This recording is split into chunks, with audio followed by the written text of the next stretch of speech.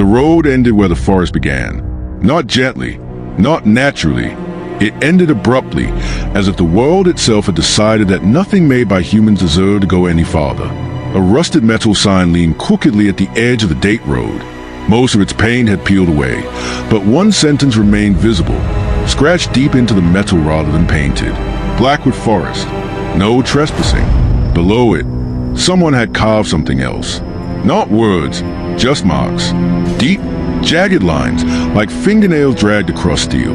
Ethan Cole parked his car anyway. The engine clicked as it cooled, the sound far too loud in the sudden silence. No birds, no insects, no wind.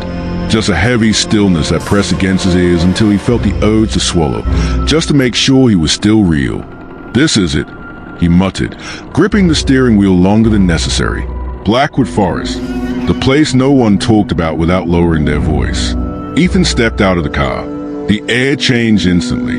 It was colder than the road behind him, unnaturally so, and thick, carrying the scent of damp earth and something older.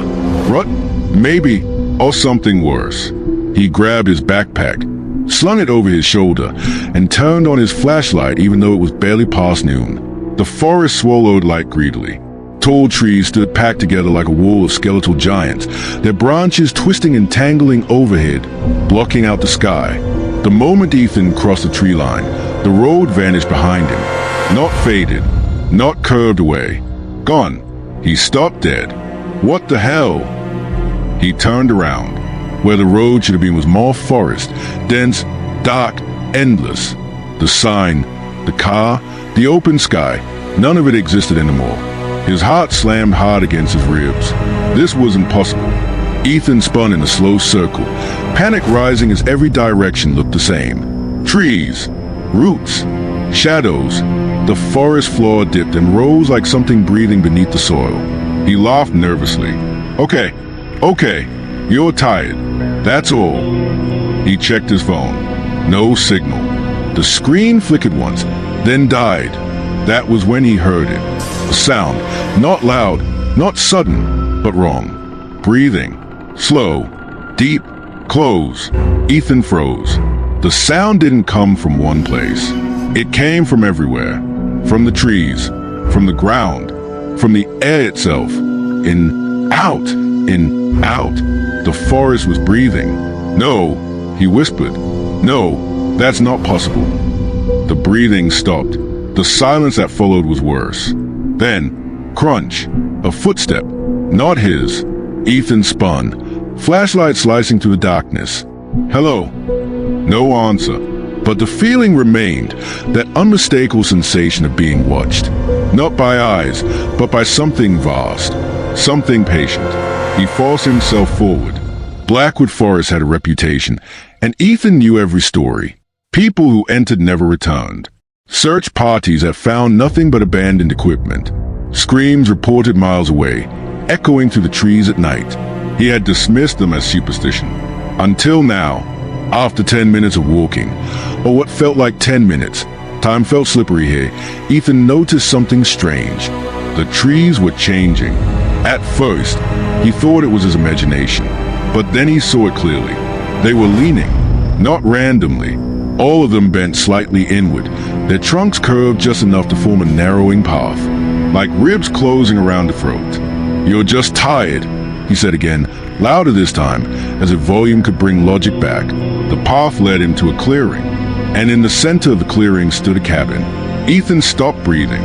The cabin looked old, far older than it should have been. Its wood was blackened and warped, the roof sagging under decades of rot. Vines crawled up the walls, thick and thorned, as if trying to pull the structure back into the forest. The windows were dark, too dark, no reflection, no glass shine, just black void staring back at him. Someone had carved symbols into the door, the same jagged marks from the warning sign. Scratches, claw marks, or fingernails. Ethan felt a pull in his chest. Not curiosity, compulsion.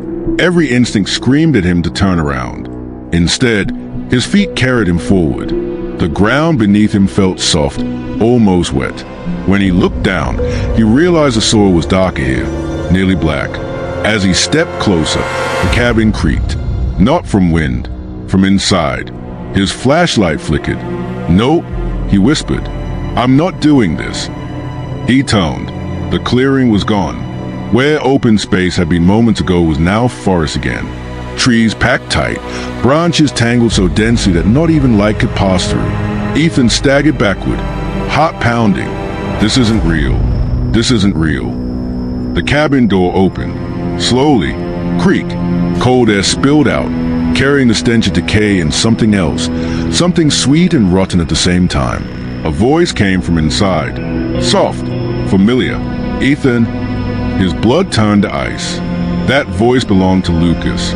Lucas had disappeared in Blackwood Forest 2 years ago. They had searched for weeks. They had found nothing. "Lucas." Ethan whispered, taking an involuntary step forward. The voice laughed. Not Lucas's laugh. It was layered, multiple tones overlapping, like several throats speaking at once. "You shouldn't have come back." The door slammed shut. The forest inhaled. Deep, slow. Ethan screamed as the ground beneath him shifted, roots bursting upward, wrapping around his legs like living hands. The trees leaned closer. The darkness thickened. And far beneath the soil of Blackwood Forest, something ancient stirred. Awake, hungry, and aware that another soul had crossed the line. Smiling face with horns evergreen. Ethan didn't know how long he screamed. Time inside Blackwood Forest did not move forward. It twisted. When his voice finally broke and silence returned, the roots loosened their grip. They didn't release him gently. They withdrew, sliding back into the earth like satisfied serpents. Ethan collapsed onto the damp ground, gasping. His legs burned where the roots had touched him. Thin red marks wrapped around his calves, not bleeding, but pulsing, as if something beneath his skin remembered the grip. The cabin stood before him again, unchanged, waiting. The door was closed now, the scratches visible in the wood clearer than before. They weren't random. They formed patterns, circles within circles, intersected by long vertical lines. Symbols, warnings, or invitations. Ethan dragged himself to his feet. His mind screamed at him to run, to fight, to do anything other than walk toward that door. But the forest pushed him forward. Not physically, emotionally. Memories surfaced without permission. Lucas laughing. Lucas daring him to explore deeper. Lucas disappearing between the trees. "You owe him," the forest seemed to whisper. Ethan reached the cabin door. Up close, the smell was unbearable. Rut, mildew, iron, blood, old and dry.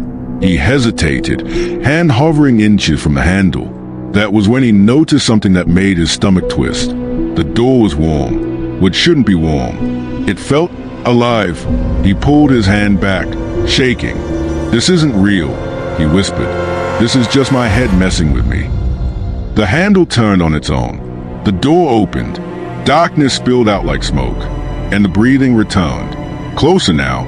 Inside, Ethan stepped in. The door slammed shut behind him with bone-rattling force. Inside the cabin, the flashlight beam barely cut through the darkness. The air inside was thick, sticky, as if filled with invisible webs.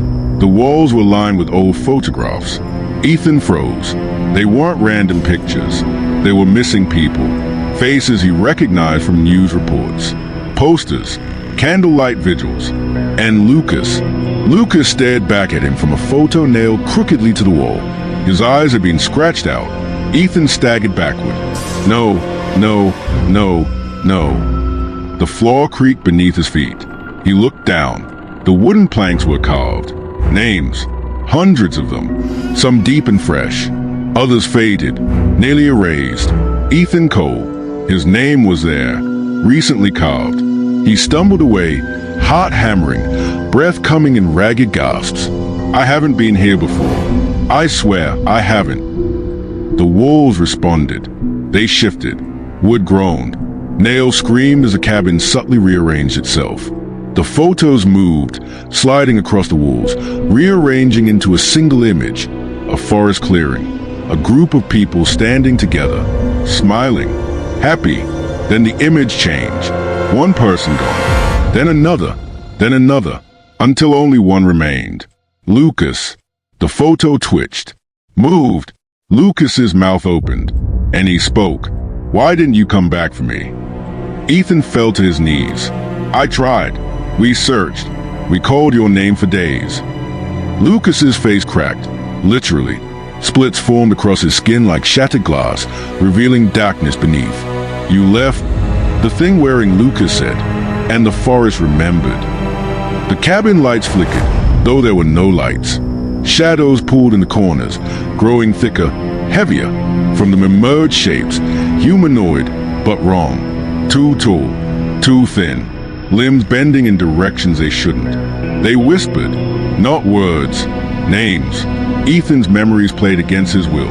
The night Lucas dared him to go deeper. The moment Ethan hesitated, the split second when he turned back. Guilt wrapped around him tighter than the roots had. I was scared, Ethan sobbed. I'm sorry. The thing smiled. Good, it said. Fear feeds a forest. The truth of Blackwood. The floor beneath Ethan cracked open. He fell, not down, through layers of memory, bone, and earth. He landed hard in a vast underground chamber. The walls were roots, massive, pulsing, a heartbeat somewhere deep within them. Thump, thump, thump, the forest heart. Figures stood in a circle around him, former people, now hollow shells filled with shadow. Their eyes glowed faintly, like dying embers. At the center stood something enormous. Not a creature, not a tree, a fusion of both. Its trunk twisted upward, splitting into limbs that resembled arms. Faces were embedded in its back, screaming, frozen in terror. The forest spoke, not aloud, inside Ethan's skull. I am Blackwood. Pain lanced through his head as knowledge poured in. The forest had been born from betrayal. Long ago, the settlement had made a pact to protect the woods, to never take more than needed. They broke it. They burned. They slaughtered. The forest consumed them in return. It learned. It remembered. It fed. And Lucas. Ethan whispered. A face surfaced in the bark. Lucas. Crying. Lucas was brave. Blackwood said. He stayed. You ran. I was just a kid. So was the forest. It replied coldly. Roots rose around Ethan, lifting him to his feet. They did not restrain him this time. They presented him. You may leave, Blackwood said, but the forest requires balance. One of the shadow figures stepped forward. Its face shifted until it became Ethan. Perfectly. You will replace him, Blackwood continued. A watcher, a voice, a warning. The realization crushed him. If he escaped, someone else would take his place. If he stayed, the forest would claim him.